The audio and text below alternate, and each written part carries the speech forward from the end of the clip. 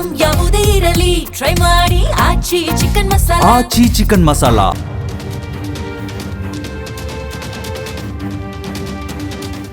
ರಾಜ್ಯದಲ್ಲಿ July 1ರಿಂದ SIR ಪ್ರಕ್ರಿಯೆ ಅಧಿಕೃತವಾಗಿ ಶುರುವಾಗಿದೆ. ಬಿಎಲ್ಒಗಳು ಮನೆ ಮನೆಗೆ ಭೇಟಿ ನೀಡಿ ಎನ್ಯುಮರೇಷನ್ ಫಾರ್ಮ್ ತುಂಬುತ್ತಾ ಇದ್ದಾರೆ. ಕೆಲವೆಡೆ ಗೊಂದಲ ಕೂಡ ಉಂಟಾಗಿದೆ. ರಾಮನಗರದ ಮುಸ್ಲಿಂ ಮುಖಂಡ ಮಾಜಿ ಕಾರ್ಪೊರೇಟರ್ ಒಬ್ಬರು ತಮ್ಮ ಸಮುದಾಯದ ಕೂಲಿ ಕಾರ್ಮಿಕರು ಅನಕ್ಷರಸ್ಥರಿಗಾಗಿ ಶಾಲೆಯೊಂದರ ಕೊಠಡಿಯಲ್ಲಿ ಸಂಜೆ 4ರ ನಂತರ ಸಾಮೂಹಿಕವಾಗಿ ಎಸ್ಐಆರ್ ದಾಖಲೀಕರಣ ನಡೆಸಲು ಬಿಎಲ್ಒಗೆ ಮನವಿ ಮಾಡಿಕೊಂಡ ಮೇರೆಗೆ ಅಲ್ಲಿ ಎನ್ಯುಮರೇಷನ್ ಫಾರ್ಮ್ ತುಂಬುವ ಪ್ರಕ್ರಿಯೆ ನಡೆಸಲಾಗಿತ್ತು ಎನ್ನಲಾಗಿದೆ. ಅದರ ವಿಡಿಯೋವನ್ನ ಮಾಧ್ಯಮದಲ್ಲಿ ಪ್ರದರ್ಶಿಸಿ ಕುಮಾರಸ್ವಾಮಿ ಇವರೆಲ್ಲ ಬಾಂಗ್ಲಾದೇಶದ ವಲಸಿಗರು. ರಾಮನಗರದಲ್ಲಿ ಸುಮಾರು 10,000ದಷ್ಟು ಬಾಂಗ್ಲಾ ವಲಸಿಗರಿದ್ದಾರೆ. ಅವರಿಗೆ ಕಾಂಗ್ರೆಸ್ ರಕ್ಷಣೆ ಕೊಡ್ತಾ ಇದೆ. ಮುಂದಿನ ಚುನಾವಣೆಯಲ್ಲಿ ನಕಲಿ ಮತದಾನ ಮಾಡಿಸಲು ಮುಖ್ಯಮಂತ್ರಿ ಡಿಕೆ ಶಿವಕುಮಾರ್ ಸೂಚನೆಯ ಮೇರೆಗೆ ಅಕ್ರಮವಾಗಿ ಎಸ್ಐಆರ್ ಪ್ರಕ್ರಿಯೆ ನಡೆಸಲಾಗ್ತಿದೆ ಅಂತ ಗಂಭೀರ ಆರೋಪ ಮಾಡಿದ್ದಾರೆ. ಎಸ್ಐಆರ್ ಅಕ್ರಮ ನಡೆಸುವುದರ ವಿರುದ್ಧ ಬಿಎಲ್ಒಗಳ ಬೇಜವಾಬ್ದಾರಿತನ, ಕರ್ತವ್ಯ ಲೋಪದ ವಿರುದ್ಧ ರಾಜಕೀಯ ನಾಯಕರು ಮಾತ್ರವಲ್ಲ, ಪ್ರತಿಯೊಬ್ಬ ಪ್ರಜ್ಞಾವಂತ ನಾಗರಿಕ ಧ್ವನಿ ಎತ್ತಬೇಕು.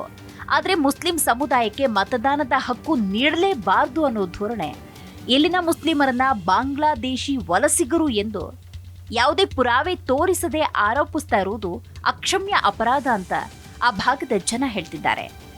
ಇಂತಹ ಹೇಳಿಕೆಗಳನ್ನ ಒಬ್ಬ ಮಾಜಿ ಮುಖ್ಯಮಂತ್ರಿ, ಕೇಂದ್ರ ಸಚಿವರಿಂದ ನಿರೀಕ್ಷೆ ಮಾಡಿರಲಿಲ್ಲ ಅನ್ನೋದು ಆ ಭಾಗದ ಮುಸ್ಲಿಂ ಸಮುದಾಯದ ಮಾತು. ತಮ್ಮನ್ನ ಮತ್ತು ತಮ್ಮ ಪತ್ನಿಯನ್ನ ಗೆಲ್ಲಿಸುವ ತನಕ ರಾಮನಗರ ಕ್ಷೇತ್ರದಲ್ಲಿ ಬಾಂಗ್ಲಾದೇಶದ ಮುಸಲ್ಮಾನರು ಇರಲಿಲ್ವಾ ಅಂತ ಪ್ರಶ್ನೆ ಮಾಡಿದ್ದಾರೆ. ತಮ್ಮ ಮಗನನ್ನ ಸೋಲಿಸಿದ ತಕ್ಷಣವೇ ಬಾಂಗ್ಲಾದೇಶಿಗಳು ಹುಟ್ಟಿ ಬಂದ್ರು. ಕುಮಾರಸ್ವಾಮಿಯವರು ಬಿಜೆಪಿಯ ಆ ಮುಸ್ಲಿಂ ದ್ವೇಷದ ತಂತ್ರದಲ್ಲಿ ಸಿಲುಕಿಕೊಂಡಿದ್ದಾರೆ ಅಂತ ಆರೋಪ ಮಾಡಿದ್ದಾರೆ. ಕುಮಾರಸ್ವಾಮಿ ರಾಮನಗರದ ಮತದಾರರು. ಅವರೇ ಹೇಳಿಕೊಂಡ ಹಾಗೆ ಅವರ ಪತ್ನಿ, ಮಗ, ಸೊಸೆ ಕೂಡ ರಾಮನಗರದ ಮತದಾರರು. ಅಷ್ಟೇ ಅಲ್ಲ, ರಾಜ್ಯದ ಮುಸ್ಲಿಂ ಸಮುದಾಯ ಕಾಂಗ್ರೆಸ್ ಪಕ್ಷ ಹೊರತುಪಡಿಸಿದರೆ ಇತ್ತೀಚಿನ ವರ್ಷಗಳ ತನಕ ನೆಚ್ಚಿಕೊಂಡು ಬಂದಿದ್ದು ಜೆಡಿಎಸ್ ಪಕ್ಷವನ್ನ. ಕುಮಾರಸ್ವಾಮಿ, ದೇವೇಗೌಡರ ಪಕ್ಷದ ದೊಡ್ಡ ಪ್ರಮಾಣದ ಮತದಾರರು ಮುಸ್ಲಿಮರೇ ಆಗಿದ್ರು. ರಾಮನಗರ ಚನ್ನಪಟ್ಟಣದಲ್ಲಿ ಮುಸ್ಲಿಮರು ಜೆಡಿಎಸ್ ಪಕ್ಷವನ್ನ ಗೆಲ್ಲಿಸುತ್ತಲೇ ಬಂದಿದ್ರು. ಅದರ ಮೊದಲ ಫಲಾನುಭವಿಗಳು ಎಚ್.ಡಿ. ಕುಮಾರಸ್ವಾಮಿ ಕುಟುಂಬ. ಆದರೆ ಕಳೆದ ಚುನಾವಣೆಯಲ್ಲಿ ಮುಸ್ಲಿಮರು ತಮ್ಮ ಪಕ್ಷವನ್ನ ಹೆಚ್ಚಿನ ಪ್ರಮಾಣದಲ್ಲಿ ಬೆಂಬಲಿಸಿಲ್ಲ.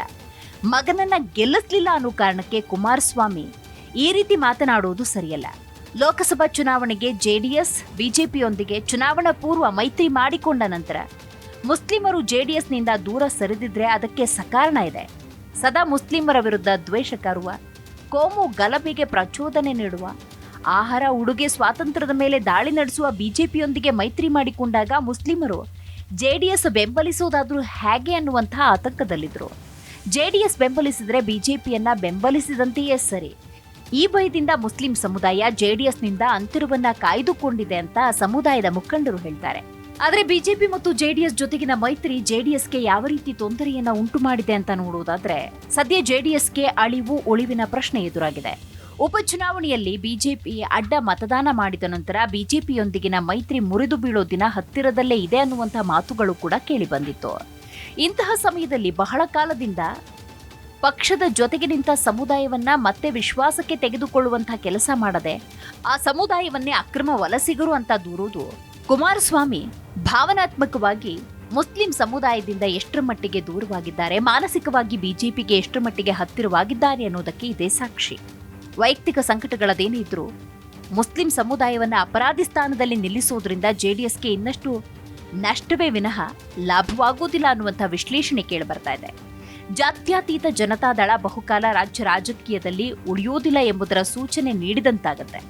ಬಹುಕಾಲ ರಾಜಕೀಯದಲ್ಲಿ ಉಳಿಯುವಂತಿದ್ರೆ ಮುಸ್ಲಿಮರ ಮೇಲೆ ಕುಮಾರಸ್ವಾಮಿ ಇಂತಹ ಆಧಾರರಹಿತ ಆರೋಪವನ್ನು ಮಾಡ್ತಾ ಇರಲಿಲ್ಲ ಅನ್ನೋದು ಆ ಭಾಗದ ಜನರ ಮಾತು.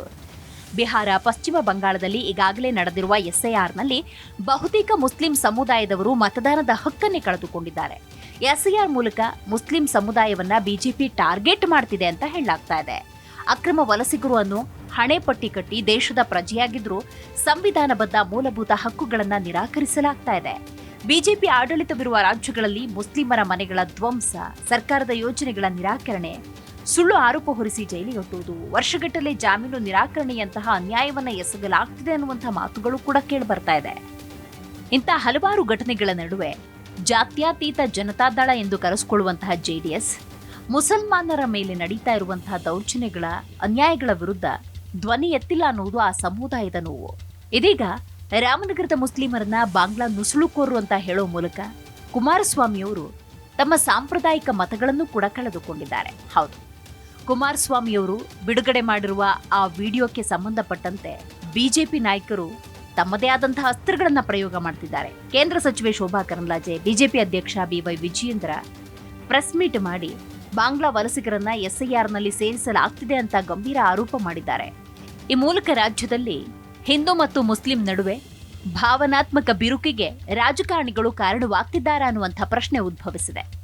ಒಟ್ಟಾರೆ ಮುಂಬರುವ ಚುನಾವಣೆಗಳ ದೃಷ್ಟಿಯಿಂದ ಜೆಡಿಎಸ್ ತನ್ನ ಸಾಂಪ್ರದಾಯಿಕ ಮತದಾರನ ಉಳಿಸಿಕೊಳ್ಳಲು ಯಾವ ತಂತ್ರವನ್ನ ಹಾಗಾದರೆ ಅನುಸರಿಸುತ್ತೆ ಅನ್ನೋದು ಸದ್ಯದ ಕುತೂಹಲವಾಗಿದೆ.